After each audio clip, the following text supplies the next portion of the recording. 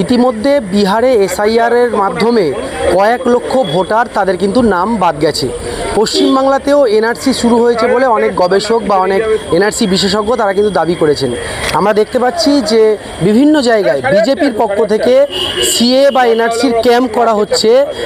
যারা হিন্দু উদ্বাস্তু তাদেরকে নাকি নাগরিকত্ব পাইয়ে দেওয়া বা এনআরসিতে যাতে তারা বিপদে না পড়ে কাগজপত্র ঠিক করা ইত্যাদি।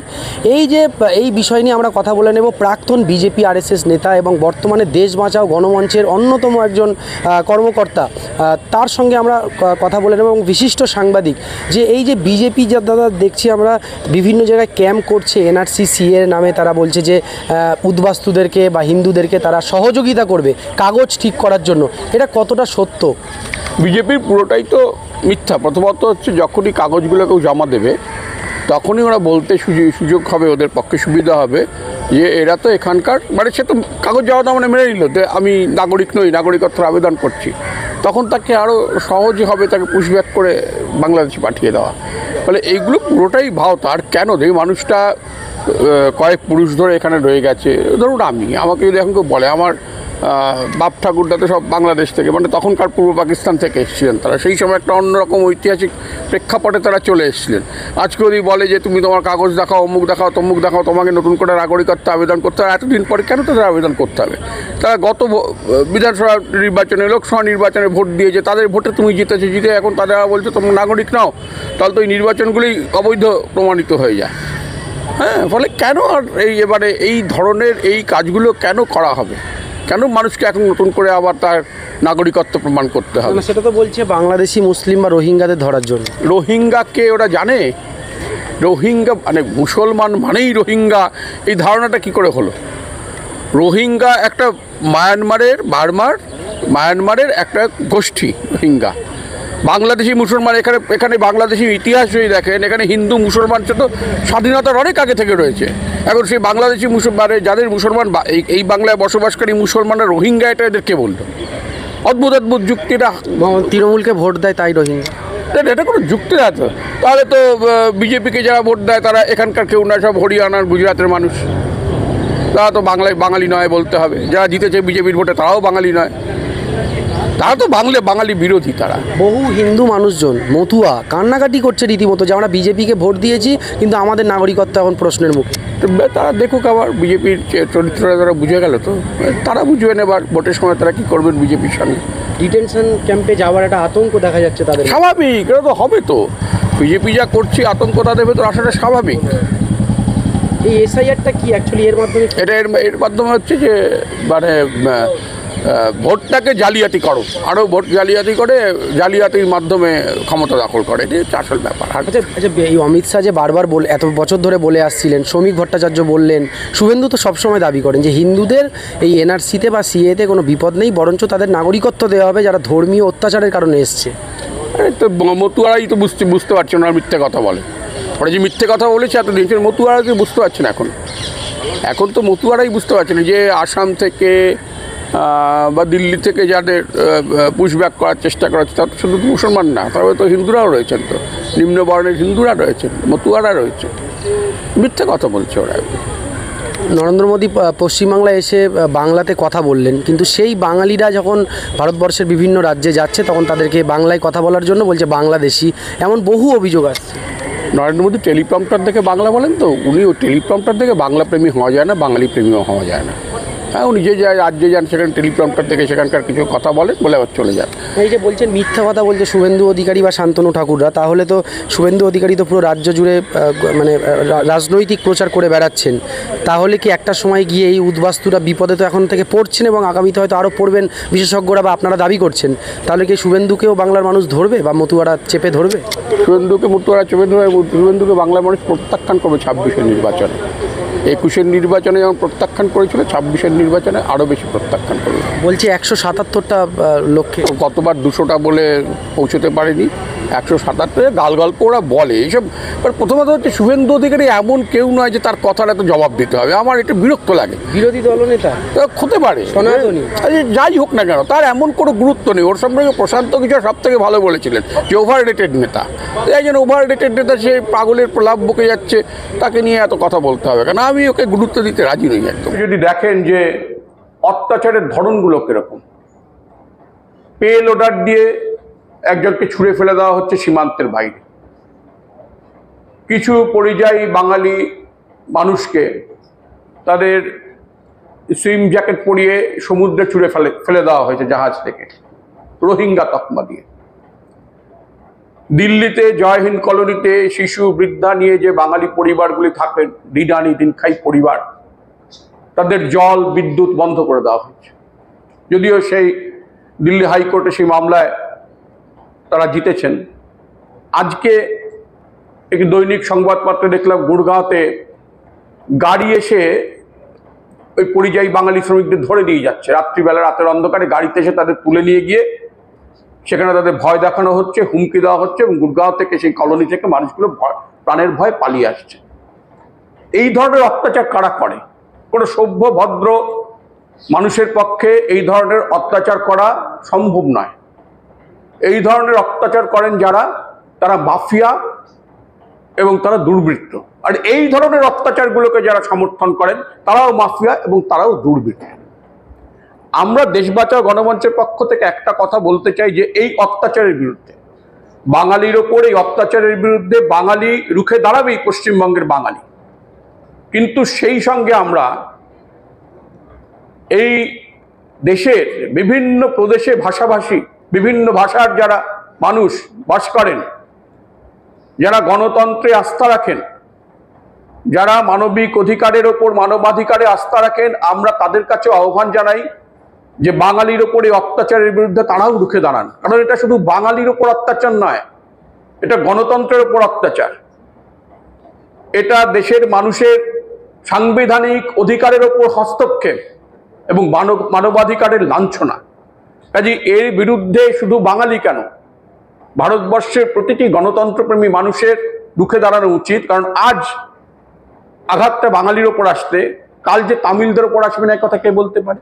তারপর দিন মালায়ালিদের ওপর আসবে না, তারপরের দিন পাঞ্জাবিদের ওপর আসবে না, কে বলতে পারে? কাজে আজ তারাও সবাই রুখে দাঁড়ান।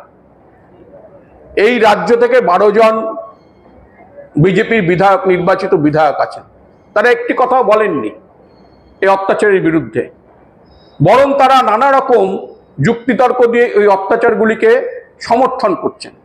বাঙালির ভোটে জিতেছেন এরা, বাঙালির ভোটে জিতে আজকে বাঙালির বিরুদ্ধাচরণ করছে। এরা বাঙালির শত্রু, এ কথা আমরা পরিষ্কার বলতে চাই, একদম পরিষ্কারভাবে এরা বাঙালির শত্রু। দেশ বাঁচাও গণতন্ত্র, দেশ বাঁচাও গণমঞ্চ এটা মনে করে যে বাংলা ভাষায় কথা বলার অধিকার দেশের সর্বত্র বাঙালিদের রয়েছে, এটা কোনো অন্যায় নয়। যেমন এখানে যারা অন্য প্রদেশের মানুষ বাস করেন, তাদের নিজেদের ভাষায় কথা বলার অধিকার রয়েছে, তাদের নিজেদের সংস্কৃতিকে রক্ষা করার অধিকার রয়েছে, এবং পশ্চিমবঙ্গে সেই ভাষার ওপর কখনো আঘাত হয় না, সেই সংস্কৃতির ওপর কখনো আঘাত হয় না। পশ্চিমবঙ্গ সেই সৌজন্য দেখাতে জানে। দেশ বাঁচাও গণমঞ্চ মনে করে যে এই যে বিজেপি শাসিত রাজ্যগুলো যেখানে বাঙালিদের ওপর অত্যাচার আসছে, সেই রাজ্য সরকারগুলোও সৌজন্য দেখাবে, এটা দেশ বাঁচাও গণমঞ্চ আশা করে। এবং দেশ বাঁচাও গণমঞ্চ মনে করে যে দেশের মানুষের গণতান্ত্রিক অধিকার, সাংবিধানিক অধিকার রক্ষা করার একটা বড় দায় প্রধানমন্ত্রীর, দেশের প্রধানমন্ত্রীর। তিনি সেই দায় অস্বীকার করে আজকে ব্রিটেন, কালকে মালদ্বীপ, পরশু ব্রাজিল ঘুরে বেড়াতে পারেন না। তিনি মণিপুরের মানুষের অধিকার রক্ষা করতে পারেননি, পালিয়ে বেড়াচ্ছেন। বাংলার মানুষের অধিকার রক্ষা করতে পারছেন না, পালিয়ে বেড়াচ্ছেন। তিনি তার নিজের দায়িত্ব এবং কর্তব্য পালন করবেন, এটা আশা করুন, আশা করি আমরা। যদি তা না করেন তাহলে বাঙালির সেই শক্তি আছে তাকে সেই দায়িত্ব এবং কর্তব্য পালনে বাধ্য করার, সেই শক্তি বাঙালির আছে। বাঙালিকে সেই শক্তি প্রদর্শনে বাধ্য করবেন না প্রধানমন্ত্রী, এটা আমরা আশা করি। দেশ বাঁচাও গণমঞ্চ এই বাঙালিদের, আর একটা কথা যে বারবার বলা হচ্ছে, শুধু পরিযায়ী শ্রমিক কেন, বিভিন্ন বাঙালি পরিবার গত কয়েক প্রজন্ম ধরে অন্ধ্রপ্রদেশে বাস করেন, উত্তরপ্রদেশে বাস করেন, হরিয়ানায় বাস করেন, বিহারে বাস করেন, এবং তারা সেখানে চাকরি করেন, কেউ পারিবারিক সূত্রে বাস করেন। আঘাত তাদের উপরও আসছে। কিন্তু পরিযায়ী শ্রমিকরা গরিব মানুষ, দিন আনি দিন খাই, খেটে খেটে খাওয়া মানুষ, তাদের পেলোডারে করে ছুঁড়ে ফেলে দেওয়া যায়, তাদের বস্তিতে হামলা চালানো যায়। ওই মানুষগুলোকে তো সেটা করা যায় না, তাদের উপর আক্রমণটা অন্যভাবে। দিল্লির চিত্তরঞ্জন পার্কে মাছ মাংস বিক্রি বন্ধ করে দেওয়া যায়, সেখানে বাঙালিকে বাধ্য করা যায় যে নবরাত্রির সময় নিরামিষ খেতে। সেটাও কিন্তু আঘাত, সেটাও কিন্তু বাঙালি সংস্কৃতির উপর আঘাত, বাঙালির খাদ্যাভ্যাসের উপর আঘাত। আজকে যদি সেই উচ্চবিত্ত বাঙালিরাও রুখে না দাঁড়ান, এই মানুষগুলোর পাশে না দাঁড়ান, কালকে তাদের বাড়িঘরও কিন্তু দখল হয়ে যাবে, তাদেরও কিন্তু বাধ্য করা হবে যে বাঙালির সংস্কৃতি ভুলে যেতে। বলে আঘাতটা চারদিক থেকে আসছে। এই যে পরিযায়ী শ্রমিকেরা কারা? এরা দিন আনি দিন খাই, খেতে খাওয়া গরিব মানুষ।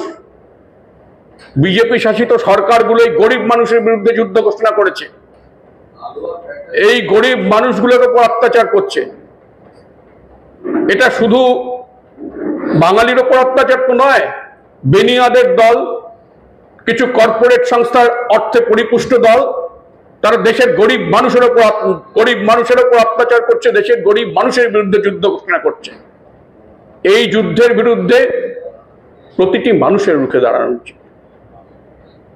দেশ বাঁচাও গণমঞ্চ এই বিষয়টি নিয়ে একটি লাগাতার আন্দোলনের কর্মসূচি নেবে। আমরা মনে করি যে পশ্চিমবঙ্গের ধর্ম বর্ণ নির্বিশেষে প্রতিটি মানুষ যারা গণতন্ত্রকে সম্মান করে, যারা মানবাধিকারের গুরুত্ব বোঝে, তারা এই আন্দোলনে আমাদের পাশে এসে দাঁড়াবেন। এবং আমরা বাধ্য করব বিভিন্ন রাজ্যে মানে বিজেপি শাসিত রাজ্যে বাঙালিদের এই হেনস্থা, এই অত্যাচার বন্ধ করার। এবং এই হেনস্থা, এই অত্যাচার বন্ধ করার লক্ষ্যে আন্দোলনকে যতটা সম্ভব তীব্র করা দরকার, সেই তীব্র আমরা করব। এবং পশ্চিমবঙ্গের নাগরিকদের কাছে আমরা একটা অনুরোধ রাখব যে মানুষরা আজকে এই বাংলা এবং বাঙালি বিরোধী কার্যকলাপ করছেন এবং বারবার রোহিঙ্গা বলে এই পরিযায়ী মানুষগুলোকে দেখিয়ে দিতে চাইছেন, যারা বিভিন্ন সভা সমিতিতে ঘুরে ঘুরে নেচে বলছেন যে ওই রোহিঙ্গাদের আমরা দেখে নেবো, 17 লাখ রোহিঙ্গা নাকি। কোথায় এসব তত্ত্ব পাচ্ছেন কে জানি না। এরা আসলে বাংলার ইতিহাস, দেশের ইতিহাস, বাঙালির সংস্কৃতি কিছুই জানেন না, তো এইসব কথা বলছেন। তো এদেরও পশ্চিমবাংলার মানুষ প্রতিটি স্তরের, প্রতিটি শ্রেণীর, প্রতিটি ধর্মের মানুষ এদের প্রত্যাখ্যান করবেন, এদের পশ্চিমবঙ্গ থেকে কুলোর বাতাস দিয়ে বিদায় করবেন। এটাই আমরা আশা করব। বাঙালিকে এত সহজে শেষ করা যায়নি, ব্রিটিশরাও পারেনি। বাধ্য হয়ে কলকাতা থেকে রাজধানী গুটিয়ে দিল্লিতে চলে গিয়েছিল বাঙালি বিপ্লবীদের বোমার আঘাত খেয়ে। বলে বাঙালিকে এত সহজে শেষ করা যায় না, তাকে রোহিঙ্গা বলে দাগিয়ে দিয়েও শেষ করা যাবে না, পেলোডার দিয়ে ছুঁড়ে ফেলেও দাগিয়ে দিয়ে শেষ করা যাবে না তাকে। বাঙালি জেগে উঠছে, বাঙালি জেগে উঠবে। এবং যারা এই কাজ করে তাদের হিমালয়ের ওপারে একদম ভারতবর্ষ থেকে বিদায় করে বাঙালি ছাড় থাকবে। আপনাদের সকলকে আমাদের ধন্যবাদ। দেশ বাঁচাও গণমঞ্চের পক্ষ থেকে আপনাদের সকলকে আমাদের ধন্যবাদ। জয় বাংলা।